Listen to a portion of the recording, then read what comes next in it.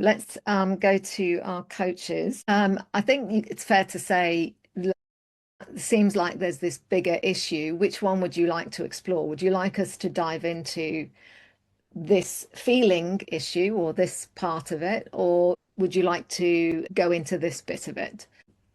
Again, take the pressure off yourself having to decide what they want or which direction you should take the conversation in. You could say, I'm hearing this and I'm hearing this.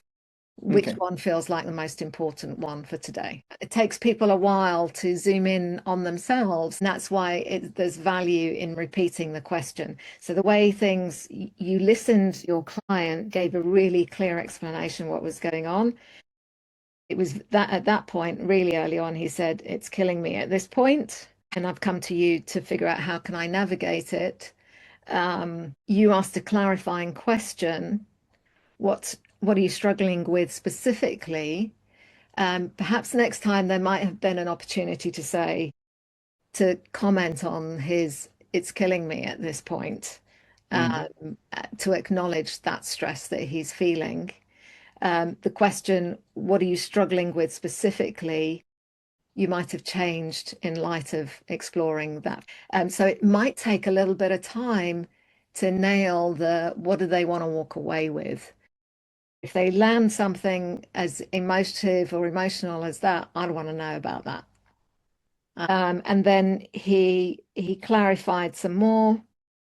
You asked him to talk about his day, how does that work? And you also asked, you talked about you volunteered.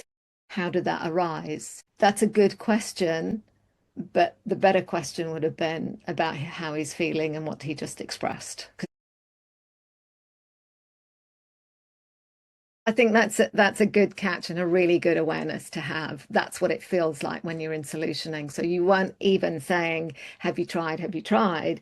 But you were leading him to go in a direction that maybe not where he is right now, and that's why having the values to view can be a nice shorthand for you to just look at them. Give yourself a moment to think, what is it that I am feeling? What am I reading about this situation? And looking at his values, where is the disconnect here? And you can even ask that. So you can, in terms of your values, where is the disconnect or where is the friction?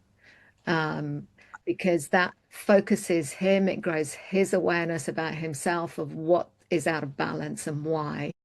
It creates that nice shorthand to get into the accountability piece. It was a challenge question because you were really shining a light on the risk here. And sometimes that's really important, but someone else might not think about it in that way. So you did do a nice challenge with him to highlight the urgency of dealing with it and not letting it run. And also, in doing that, what you effectively signal is that they can give themselves permission to accelerate on that idea, right? To do it. Sometimes people feel like, when is the right time that I Mm. ring the bell here? Uh, Yeah. People really struggle to ask for help. And one of the things that I encourage people to do is to talk about risks and consequences as early as possible in either the relationship or the conversation because of that difficulty that most people have of asking for help or going, I've committed to this, I need to deliver, my reputation, stacked on this. I can't show that I'm not coping with it or I can't handle it, even though Yeah. conditions have changed beyond my control.